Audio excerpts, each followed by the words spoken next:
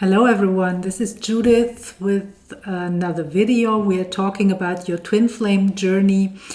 And today I want to share something with you that is maybe on your mind, because some twin flames come to a point where they decide they do not want to be with their twin flame any longer. They want to quit that path, right? And so this is something totally understandable. And there are also teachers out there who say, well, it's choice if you want to be with your twin flame or not. And that's true, of course, there is choice. But there's a but to this, right? There is choice, but if you align with your true essence, with the love that you are, if you have a twin flame here that is incarnated, I don't know if everyone has a twin flame or not, so I personally have no information in relation to this at the moment. But if you have a twin flame, then this twin flame will show up in your life. And I also know for sure that from the very first day that you are here, you are like drawn to each other. Your lives line up in a way. It's as if you're, and even the people around you are making it possible for you to meet up. And if you're not in alignment with your essence, then this will not work, right? So this is why some twin flames meet at a younger age, some at an older age. It really all depends on the wounds. So, and of course there's choice when you say, I don't want to be with my twin flame. But the thing is that then you choose to not align with your soul's truth. That's all there is to it. Of course, nobody forces you to do that.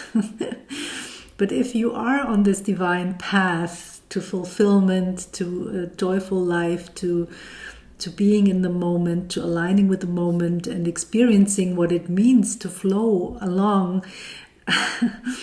with this powerful energy that is source and that is flowing through you, and you are like you're feeling the guidance that comes with it,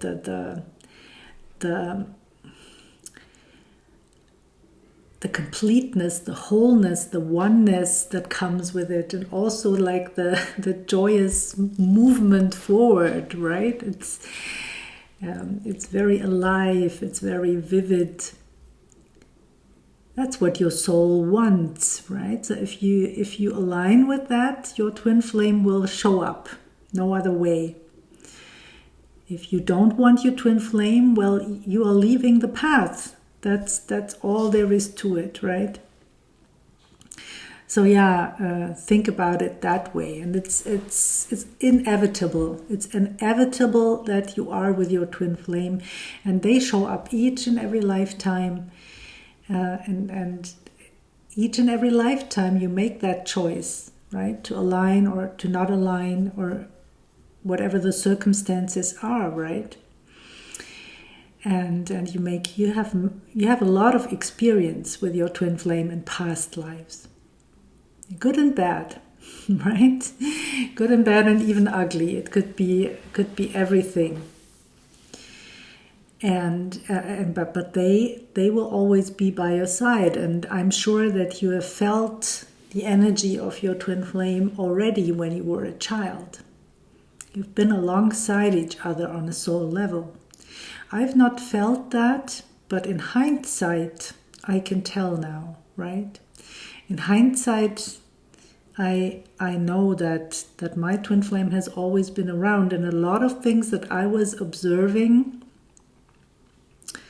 as a child, and a lot of things that I was feeling as a child, those were the energies, and not only energies, but also perspectives of what was going on in my twin flame's life at the time. So it's interesting, right? And if you want to feel, for example, one of the questions is always, what is my twin flame feeling? What is he or she, what are they feeling at the moment, or what are they feeling in relation to me? Well, this might be complex, right? But what are you feeling? What are you feeling? And this might be an aspect of what they are feeling. Not always, because I said there might be an imbalance, and we have to balance this. But once it's balanced, then you very much like you feel their triggers, for example, as well. You feel their emotions as well. Yeah. And so, yeah, if you, for example, are jealous or something, maybe they are with someone else, or I don't know, maybe they are jealous of something that you have in your life. Maybe it's not a partner, maybe it's something else, but the feeling might be the same, right? So we tend to always look at the other guy and want to like feel our way through the journey by observing them. That's not getting us anywhere. We have to just feel and observe and realize how we are doing, how we are making out, how we are feeling, and then deal with that, right? And bring love in all of those places, to all of those places, because that's who we truly are. And if we find any other feeling, especially those that are on the lower end of the scale of consciousness, all those things like fear, maybe anger, maybe jealousy, whatever, those are certainly things that are an illusion, right? They are an illusion. They are not our truth. They might show up in our life for some reason. There are issues that need to be cleared. I'm here for you to do that, right? If you're stuck in any way, if you wonder about whatever it is on your twin flame journey, I can for sure help you. You find my office in the description box. And I have a free event coming up on October 31st. So if you want to sign up for this, please, if you want to be part of this, sign up for the newsletter. I will send out the link via the newsletter. This is in the description box as well.